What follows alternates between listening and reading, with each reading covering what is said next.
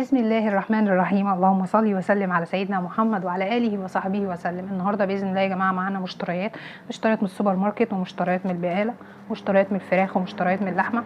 هنعرف كل اسعار الخضار واللحمه وكل حاجه النهارده. الخضار للاسف غلي شويه.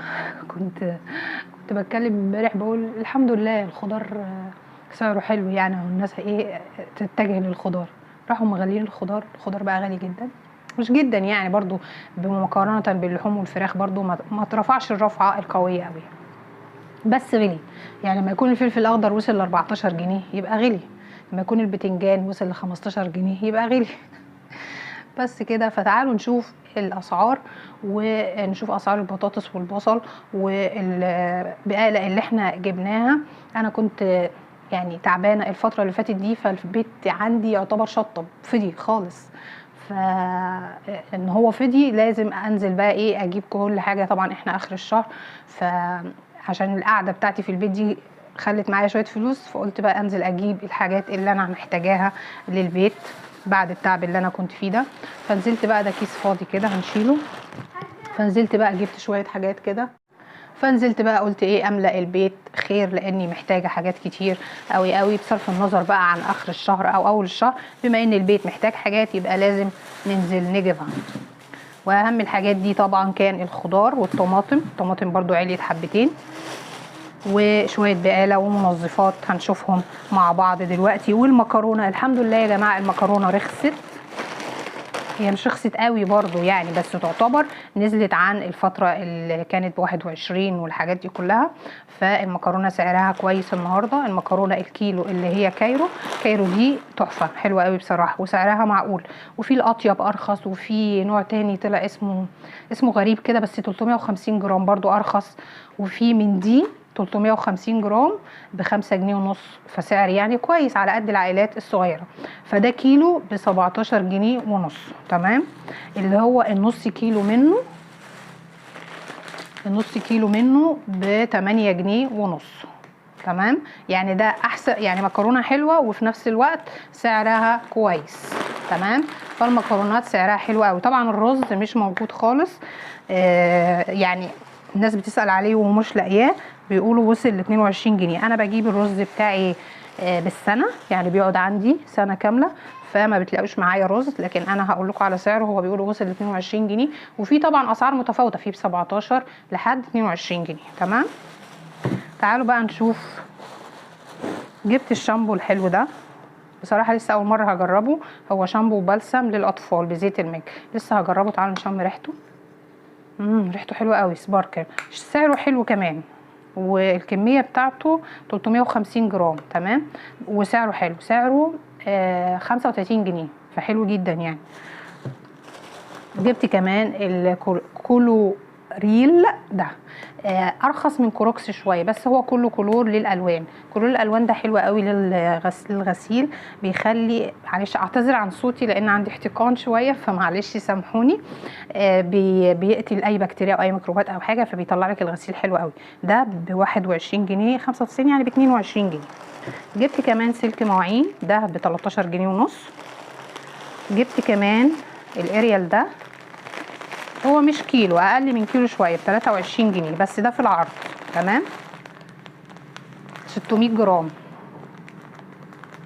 هو بيقولك الوزن الصافي 600 جرام اهو، تمام. فده ب23 جنيه في العرض، معرفش من غير عرض بكام بصراحه. ودي علبه مناديل للشنط ب5 جنيه ونص، حلوه برضو، بتأدي كده الغرض في شنطتك كده، بدل ما تشيلي علبه مناديل كبيره تشيلي واحده صغيره زي دي. جبت كمان دول طلعوا 3، المفروض كانوا 2، ايه اللي خلاهم 3 دول مش عارفه. جبت خلطه الكفته دي رهيبه يا جماعه، سواء كنور سواء ماجي، الاتنين حلوين جدا.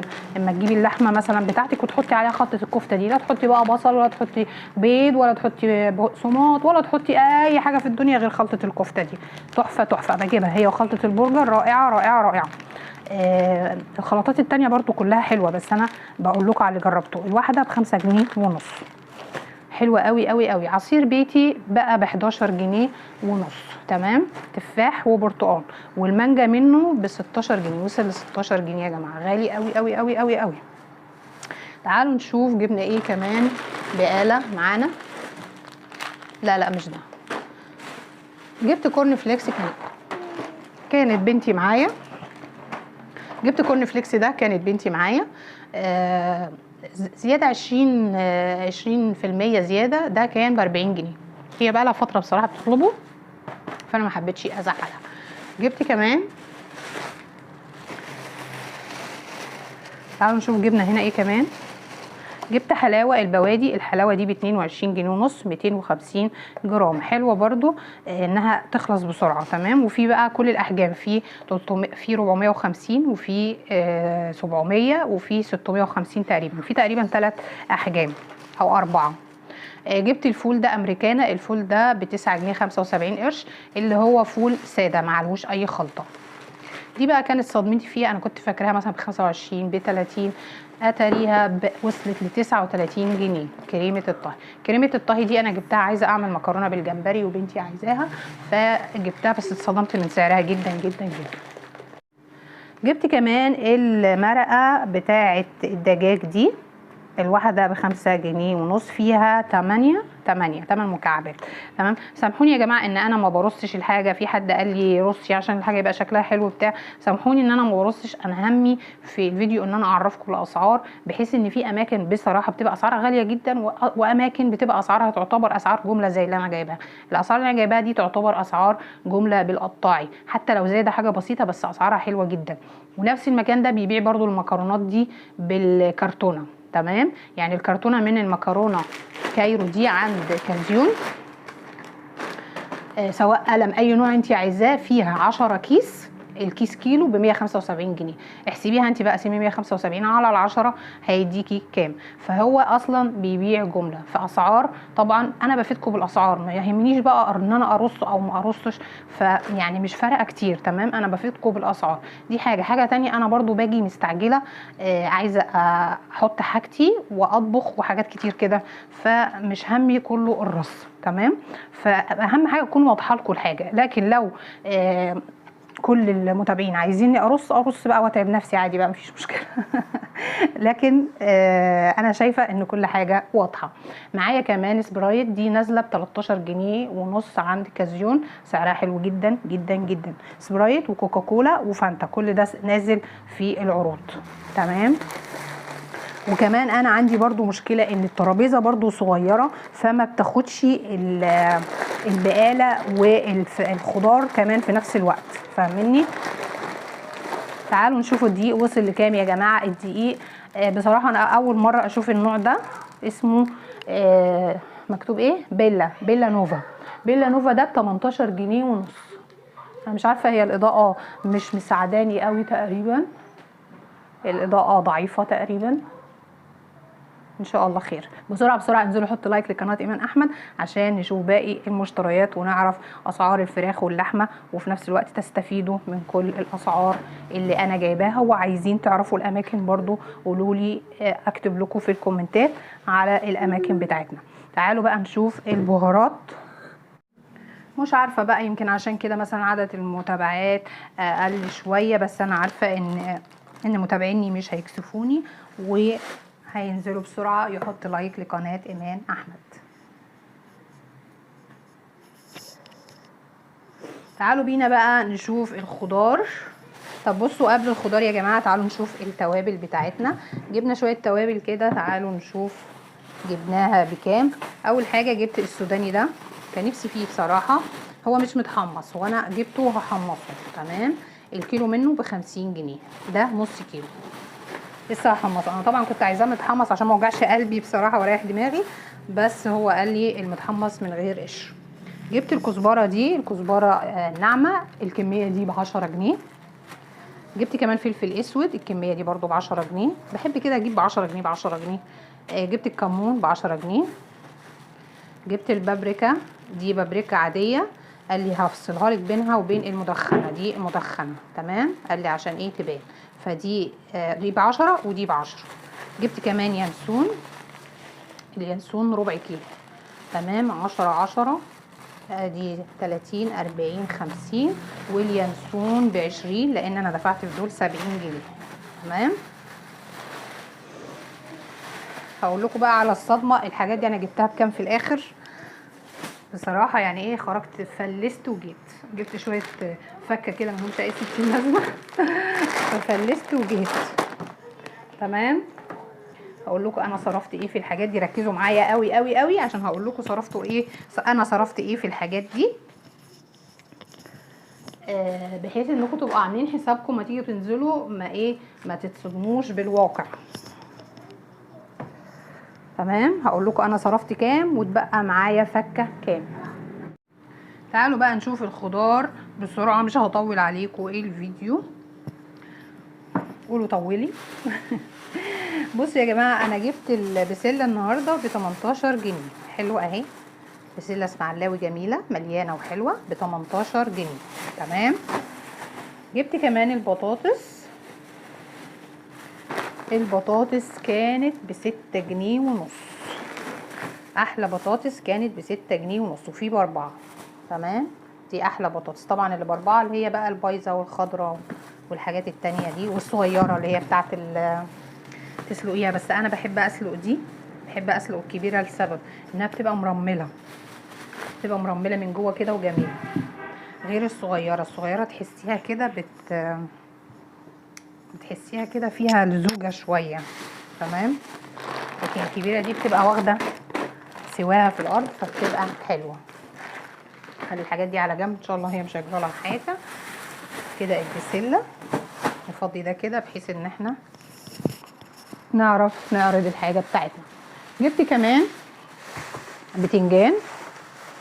بكام البتنجان ده؟ ب10 او ب12. البتنجان بتاع المحشي ب15. هو ده اللي انا بقول لكم عليه، ان البتنجان وصل ل15 جنيه، حاجه يعني رهيبه. جبت نعناع محتاجاه انا اصلا الايام دي، ما عنديش بطرمان النعناع فاضي خالص، فرحت جايبه شكله حلو كده، بصوا كيوت كده ومقصوص، لا جميل، فقلت اجيبه انشفه. التلاته دول ب5 جنيه. ماشي. جبت طماطم، دي طماطم صلصه، عايزه اجيب قفص طماطم فمش عارفه، فجبت بقى الطماطم الحمراء للصلصه. الطماطم الحمراء بتاعت الصلصه ب5 جنيه. جبت كمان والطماطم التانية. تعالوا بما اننا في الطماطم نتكلم على الطماطم نستوفي حقها. بتاعت الصلصة ب5 جنيه، وبتاعت السلطة اللي هي الاعلى بقى سعرها اعلى بكام يا امان؟ ب6 جنيه ونص، يعني الكيلو ونص ب10. تمام. دي بتاعت السلطة، هي اللي بتحطيها في التلاجة تستعمليها سلطة بقى او طبخ او حاجة، بتستعملي الطماطم دي بتقعد عندك شويه حلو. لكن بتاعت الصلصه بعملها على طول في نفس اليوم، يعني انا هخلص معاكم دلوقتي وهروح اعصجها على طول على البوتاجاز. جبت ايه كمان؟ جبنا الفلفل يا جماعه ب14 جنيه. تخيلوا انا اصلا لما وصل ل10 جنيه استغليته، دلوقتي ب14 جنيه كيلو الفلفل. عشان كده بقول لكم الاسعار بتاعه الخضار كانت هينه، علوها بشكل رهيب. يعني انا سالت على الفلفل الالوان النهارده تخيلوا بكام؟ اصلا الشادر اللي انا بجيب منه الخضار ده ما جابوهوش ليه يا عم؟ اصله بقى وصل ل50 جنيه، فلفل الالوان وصل ل50 جنيه، فان شاء الله معاه تاكل يعني مع السلامه الخيار ب12. ماشي. الجزر ب8 جنيه، بس احلى جزر بقى تاكليه الفتره دي. بصي لونه، طبعا جزر البسله ده رائع رائع رائع. تعالوا بقى نشوف جبنا ايه. هنا معايا جرجير، نصيحه مني يا جماعه، الجرجير ما تقطعوش من البيت، بصراحه مفيد جدا جدا جدا. جبت ربطتين. جبت معايا هنا كمان بصل. البصل بصوا بقى، لا هو ب10 ولا ب12، لا ب11. انا مستغربه من الرقم ده بصراحه هو انا ده اغلى بصل، بس انا جبته صغير عشان الشوربه. البصل ده انا من ايام البصل الكبير، فانت هتجيبي اكبر بصل واغلى بصل وانضف بصل ب11 جنيه. فانا مستغربه ايه 11 جنيه، عمرنا ما سمعنا الرقم ده بصراحه في اي حاجه، لا في خضار ولا في فاكهه ولا في لحمه ولا في اي حاجه ب11 ولا ب12، لا ولا ب10، لا ب11. غريبه قوي. هقول لكم بقى على اللحمه النهارده يا جماعه. اللحمه النهارده انا جبتها ب 250 جنيه. تمام. لحمه، جبت كباب حله وكان في مسن ويعني شويه حاجات كده، فاللحمه النهارده ب 250 جنيه. غليت غليت غليت. زي ما قلت لكم اللحمه ب 250 جنيه، واللحمه طبعا البفتيك او العرق بتزيد 10 جنيه. الفراخ النهارده امبارح سالت عليها كانت ب 90، وقبلها كانت ب 95، النهارده ب 85 جنيه. الفراخ النهارده يا جماعه ب 85 جنيه. غاليه برضو مش رخيصه بصراحه. يعني انا الفرخه ب 150 جنيه كيلو 700 جرام او كيلو 650. تمام. فالفراخ عاليه عاليه عاليه. هنقول بقى احنا النهارده صرفنا كام. انا خارجه النهارده من البيت كان معايا دي الفلوس اللي اتبقت من 1200 جنيه. تمام. 1200 لا 1280 جنيه دي كل الفكه بقى. تمام. 1280 جنيه دي الفلوس اللي اتبقت بعد ما جبت الحاجات اللي انتوا شفتوها معايا دي. تعالوا نعدها ونشوف اتبقى كام. ماشي. 1280 جنيه دول اللي اتبقوا منهم. تمام. حتى الجنيهات اهي معايا 10 20 30 35 38 جنيه فلست.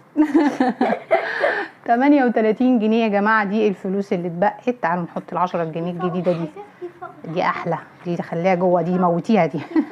لا لو انها خساره نعمه ربنا. فال 38 جنيه دول اللي اتبقوا من 1280 جنيه يا جماعه. وكده ختموها مسك. انا مش عارفه هي مسك ولا لا، فنخليها مسك بقى وامرنا الى الله. بصوا كله على ربنا طبعا. البرتقال الكيلو ب7 جنيه ونص، وفي كمان ب5 او ب6.5 حاجه كده. تمام. هو البرتقال في اخر السنه فمش عاجبني قوي الصراحه، فنقيت شويه دول بالعافيه. فزي ما قلت لكم بقى خلاص كده 1200 اتبقى منهم 1280 اتبقى منهم 38 جنيه. بسرعه انزلوا حطوا لايك لقناه ايمان احمد، ويا رب يكون الفيديو عجبكم، وشكرا ليكم والسلام عليكم ورحمه الله وبركاته.